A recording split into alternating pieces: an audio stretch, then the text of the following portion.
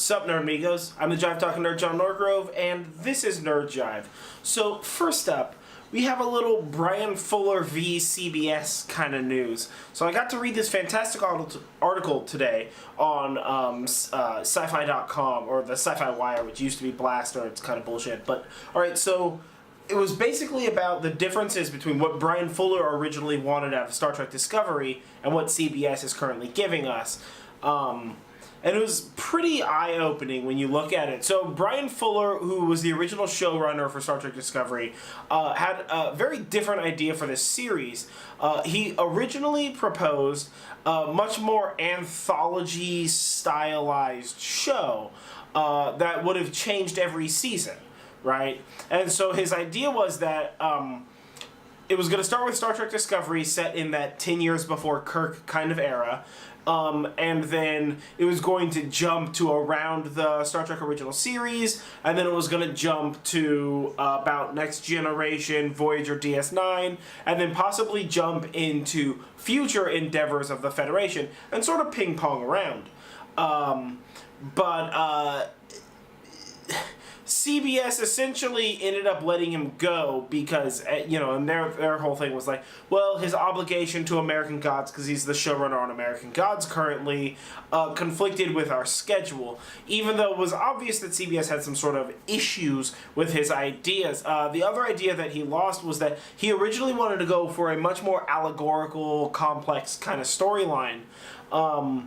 And what CBS wanted was something a bit more simple, a bit more basic, very like war drama, very like daytime, what's that called, soap opera style and things like that.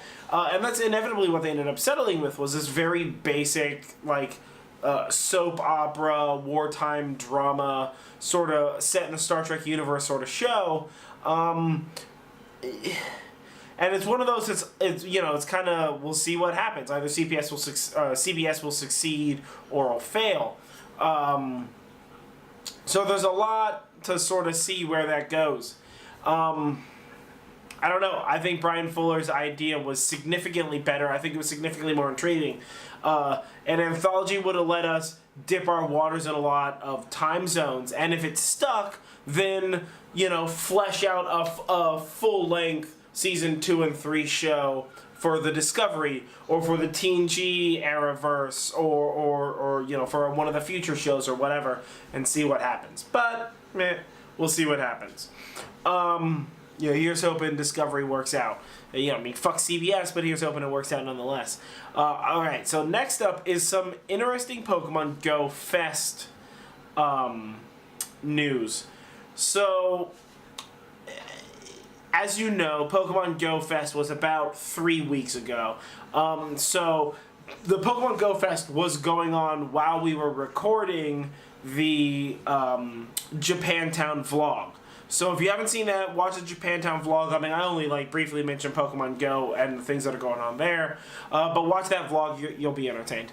But so that happened, a couple of weeks ago, whatever. In Chicago, and was a violent and utter failure. So the crowd had to wait in mile-long lines, and once inside, they are riddled with connection issues and server slowdowns and just outright game crashes.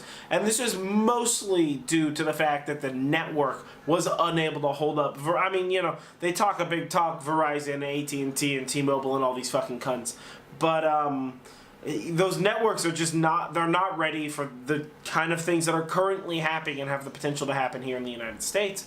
But it was just absolute disaster, and it resulted in a full refund for all attendees, as well as what I heard was $100 worth of in-game currency called coins, as well as I believe they were given one of the rare Pokemon just direct to their Pokedex.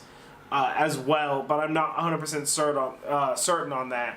But either way, it was a complete and utter failure. And so on the heels of this fairly serious failure, Niantic has decided to cancel a couple of European Pokemon Safari events. So these events include the Copenhagen and Prague event, on the 5th of August, and the Stockholm Amsterdam event on the 12th of August. And it's kind of a big deal that they're doing this. They're really working with the networks and making sure that this won't fail again. And I mean, this is a fairly embarrassing situation for them, at least. However, with these 2 cancellations already in the know, you don't have to worry about the Japanese event. So the Japan event in August this month, as well as the France, Germany, and Spain event in September, are still officially ready to go. So we'll see, sort of where it goes in the end. Yeah, I mean, I don't know. I think that the Pokemon Go event thing is a great idea, but I don't think that they know that there's enough. I don't think that they're aware of how many people are still playing. Wife and I did 2 over this last weekend. We did one on Friday. We had I don't know, there were like 8 to 10 people on there. It was good. I ended up catching Articuno.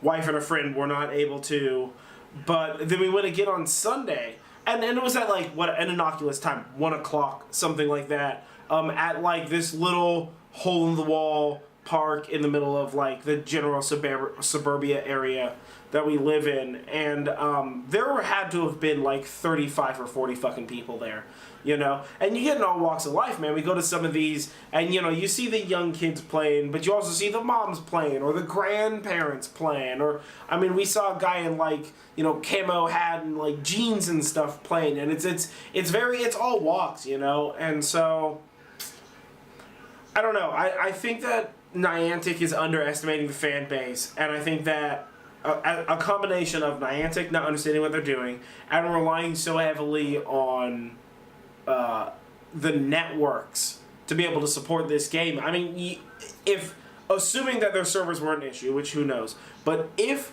they had went and set up a whole bunch of Wi-Fi relay stations on bloody stands or something, they could have decorated them to look like Pokestops and and done something like that and let everybody log in and have a nice internet connection hardwired into a networked van or something like that.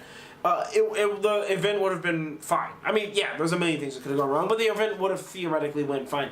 But if the people who come to your event that rely on connecting to some sort of data sphere in that fashion can't even connect, then, it's sort of bullshit. In all reality, Niantic shouldn't be held accountable for this. AT&T and Verizon and all these other companies should be held accountable for their shitty-ass network, but we don't think about that. So, there's a lot to be fleshed out when it comes to how Pokemon Go, and in the long run, how a lot of these, much more social services are gonna hold out. But either way, the last thing I wanted to talk about was some podcasts, and the reason why I wanted to talk about this was because, so I listen to a lot of podcasts. The main ones I listen to are but 3, but I feel like it's really, really good, while you're working kind of stuff. I like to listen to podcasts while I'm, editing videos or working, at work or something like that. And so the top 3 that I listen to, the main 3 that I listen to every week, guaranteed. So first up is Weekly Planet. It's, I've got all these linked below, so if you're interested. This is a couple of Australian dudes. They talk about, movies and comic books and nerdy stuff. It's real, comical, funny. There's a lot of, witty banter. They do, movie reviews and stuff like that. A lot of references and that kind of thing. I mean, it's a lot of fun. I really, really enjoy that. Weekly Planet.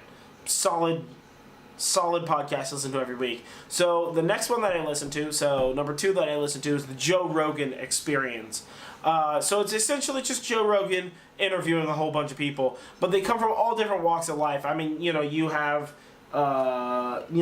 these extremely conservative people, you have extremely liberal people, you have liberals that are being attacked and called conservatives unjustly, and you have conservatives who are trying to bring up change to their party and are being called liberal cucks and all this kind of stuff from the conservative side of their own party. So, you know, he's all over the spectrum, and they're just fantastic interviews.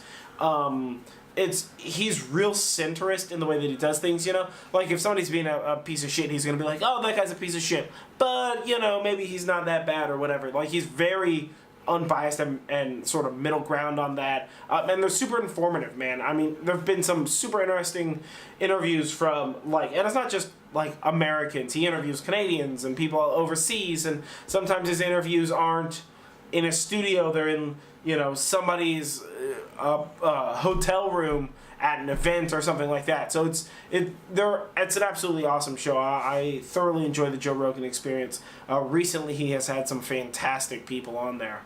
But the last one I listened to is the Geek Moshpit. So this one, you know, not only is it super entertaining and I enjoy it, but also some of my friends are the ones that are doing it. So I have to kind of pimp it out there. But it's a couple of friends of mine. Goo, what's up? They talk about like nerdy movies, comic books, TV shows, music, metal, kind of everything. Good back and forth banter, real funny. A lot of interesting stuff that they talk about. What was I listening to today? Because I was listening to their one from this last week, and I don't even remember what movie they were talking about. But they started talking about this movie, and then like 10 minutes later they're talking about another movie. But like you're sort of like 100% into it the whole time. It was absolutely fantastic. It's good. They're not that long, which is nice. Yeah, no, I absolutely love those guys. So yeah, check out the Geek Moshpit. They're going to be linked below. Check out the Joe Rogan Experience. Check out Weekly Planet. If you're interested in the Pokemon Go thing or the CBS Verse Fuller thing, those are going to be linked below. I know this one's a little bit more ranty, and I was trying to tighten up the time, so we'll see what happens. I'm just going to cut it off here. But, yeah, either way, you know, like, comment, subscribe, share. Let me know what you think. You know, if you listen to a podcast, let me know what podcast you listen to. Like, let's see what's going on with that. But yeah, and you know, let your friends know, let your family know, get everybody to subscribe, blast it out to some other motherfuckers you know that may be famous, whatever. Yeah, either way, I've been John Norgrove. This has been Nerd Jive, and yeah, listen to some podcasts and stay nerdy, guys.